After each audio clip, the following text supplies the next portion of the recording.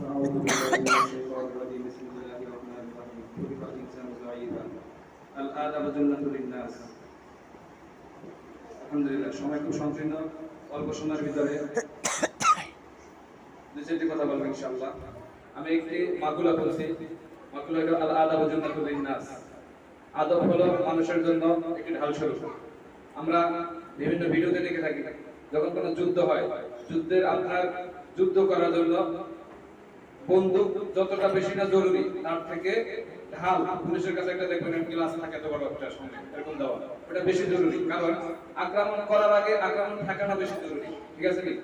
তাহলে বুঝছেন, আক্রমণ করার আগে আক্রমণ ঠেকানো জরুরি।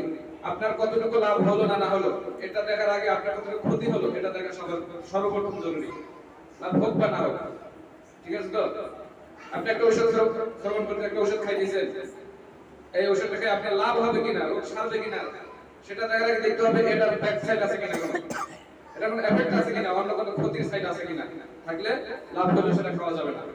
এই জিনিসটা আমরা যখন বুঝি সর্বক্ষেত্রে আমরা ইলম হাসিল করতেছি, ইলম হাসিল আমার কত উপকার হলো এটা দেখার আগে আমার দেখতে হবে এর মাধ্যমে এই ইলমের সাথে এমন কোন কাজ আসার কারণে আমার কতটুকু ক্ষতি হলো, ক্ষতি সেটা আগে বন্ধ করতে হবে।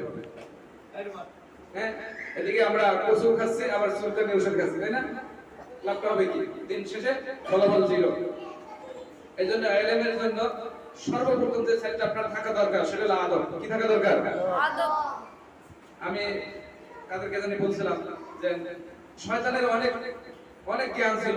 মুআল্লিমুল মালায়েকা, ফেরেশতাদের সর্দার, সর্দার না শুধু মুআল্লিম মানে শিক্ষক। ফেরেশতাদের কি ছিল? শিক্ষক। আচ্ছা, আপনারা কি এখানে বেশি জানতে বলা নাকি আমাদের শিক্ষকরা বেশি জানে? শিক্ষকরা বেশি জানে না? জানে বলে তারা শিক্ষক হতে পারছে, তার মানে এরা বড়। ফেরেশতাদের থেকে বেশি জানতা ছিল কে? শয়তান। কিন্তু তার ভিতরে একটা জিনিসের অভাব ছিল, কোনটা বলতে পারবেন? আদব ছিল না। কি ছিল না? বলেন না, কি ছিল না? সে বেয়াদব ছিল। মার্কা মারা কি ছিল?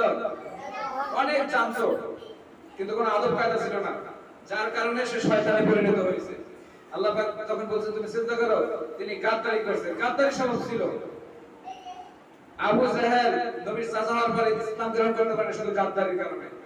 সামিআনা ওয়া আসাইনা, সামিনা ওয়া তারা, এই মাসালার কারণে। আর আবু বকর গাদ্দারি ছেড়েছে, বিলাল গাদ্দারি ছেড়েছে, যার কারণে যা বলছে তা মেনে নিয়েছে। এইজন্য তারা কি হয়েছে? দামি হয়ে যাবে। এইজন্য আপনাদের প্রতি আমার সর্বসময় একটাই নসিহত, বেয়াদবি করবেন না। কি করবেন না? আরেকজনে করতেছে করুক, সে জাহান্নামে যাক, আমার টাকা দরকার নাই। বুঝছেন? আমি আমার বাবার টাকা খেয়ে এখানে মানুষ হইতেছি, আমার ভিতরে কত গেলে মাসনা কত আদব আসবে এটা আমার খেয়াল করা আমার দায়িত্ব, আমার নৈতিক দায়িত্ব। আরেকজনে কি করতেছে আমার খেয়াল করে লাভ আছে? আমরা প্রায় 3000 ছাত্র একসাথে যাওয়া পড়েছি, সবাই কি এখন এভাবে খেদমত করতেছে?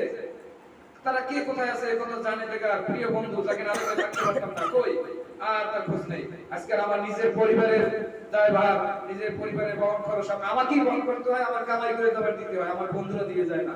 আজকে যাদেরকে বন্ধু দেখতেছেন, যাদের কারণে আপনি আদব নষ্ট করতেছেন, যাদের সংস্পর্শে চলার কারণে আপনি বেয়াদব হচ্ছেন, যাদের সাথে চলার কারণে আপনার পড়াশোনার ক্ষতি হচ্ছে, মানে খারাপ ভাষা শিখতেছেন, খারাপ কথা শিখতেছেন, পড়াশোনা থেকে আপনাকে দূরে নিয়ে যাচ্ছে, এই সমস্ত বন্ধুরা আগামী 10 বছর পরে আপনার সাথে থাকবে না। আপনার সাথে থাকবে এই পড়া শিখে আপনি শিক্ষক হতে পারলে, ভালো শিক্ষক হতে পারলে, ভালো বেতন পাবেন, সেটি আপনি চলতে পারবেন। এই বন্ধু আপনাকে চাইলে না দিবে না। দিবে? বলেন না দিবে? কি দিবে? এই পড়া, এই বই আপনাকে ভবিষ্যতে যদি ভাত দেয়, ভাত তো আল্লাহ দিবে, যদি মাধ্যম সেটা এই বই, আপনার বন্ধু না। এই বন্ধু আপনাকে পিছনে নিয়ে যাচ্ছে, টানতেছে। এজন্য সৎ সঙ্গে সর্বনাশ, অসৎ সঙ্গে সর্বনাশ। অসৎ বন্ধুর কাছে যাবেন না। দেখতেছেন এই শুধু ভাষা কথা বলতেছে, শুধু ভাষা কথা বলতেছে, ওর কিছু বলা দরকার নাই। আমি নিজেই বেয়াদবিতে বাইরে হাজির হলাম, নিজে আলাদা হয়ে ওর কাছে চলা যাবে না। ওই বন্ধুর কাছে সাথে চলো যে বন্ধু তোমাকে জান্নাতের দিকে নিয়ে যায়। ওই বন্ধুর সাথে তুমি চলো যে বন্ধু তোমাকে পড়া দেয়, আসলে আমরা পড়া দুজনে পড়া ধরি, এই কথা বলে, যে বলে আসলে একটু গল্প করি, আরে যে জিনিস থেকে আসছে বাজারে, কি রে ভাই কি মজা, মনে করবেন শয়তান। এটা কি শয়তান? যেভাবে আসে তো আমরা পড়াটা ধরাধরি করি, বলতে এটা আসল বন্ধু, এটা প্রকৃত বন্ধু। এই জন্য আপনারা সংস্পর্শ, ভালোবাসার সংস্পর্শবান, আদবওয়ালা বন্ধুর সাথে ঘুরেন, বেয়াদবওয়ালা বন্ধুকে ত্যাগ করেন, বেয়াদবি জিনিস নিজের ভিতর থেকে বাহির করে দেন। আদম আলাইহিস সালামের খাসলাত নরমিয়াত নিজের ভিতরে নিয়ে আসেন, শয়তানের খাসলাত যেটা গাদ্দারি বেয়াদবি, এই জিনিসটা পরিহার করে করবেন তো ইনশাআল্লাহ। ওস্তাদের সম্মান করবেন, ওস্তাদের সম্মান খুবই জরুরি। আমি ছোট বড় সবার দরকার নাই, অন্য ওস্তাদ যারা আছে এদেরকে সম্মান করবেন। খেদমত এলেম পাওয়ার জন্য যতগুলো জিনিস জরুরি তার ভিতরে একটা হলো আসবাবে ইলম, যেই জিনিসের মাধ্যমে ইলম অর্জন হয়, ওস্তাদ, বই, টেবিল, মাদ্রাসার জিনিস, মাদ্রাসার সমস্ত জিনিস খেয়াল রাখতে হবে। আপনার সামনে একটা মাদ্রাসা আপনি খেয়াল করছেন না, ওস্তাদ আপনার ভিতরে আসবাবে ইলমের গুরুত্ব নেই, আপনি ইলম পাবেন না, আপনার ব্রেন বাড়বে না। ওস্তাদের কোনো গুরুত্ব নেই, আপনার ওস্তাদের আদব নেই। ওস্তাদ আমি বলছি ওস্তাদের কিছু জিনিস পড়ে আছে, আপনি দেখে সরাই না দেখে চলে গেলেন বা পাও দিয়ে সরাই দিলেন, আপনি ইলম পাবেন না, আপনার ব্রেন বাড়বে না। ওস্তাদের জিনিস সম্মান করতে হবে। আমি আজকে এক ক্লাসে শিখিয়েছি, আপনার সামনে দিয়ে ওস্তাদ হেঁটে যাচ্ছে, আপনার তার মার সামনে দিয়ে মার করে হেঁটে যাচ্ছেন, এটা নাম আদব না। আপনি দেখতেছেন আপনার সামনে কোনো ওস্তাদ আসতেছে, আপনি দাঁড়াই যান পাশে, পাশে দাঁড়ায় সালাম দেন, ওস্তাদ চলে যান, তারপর আপনি যান।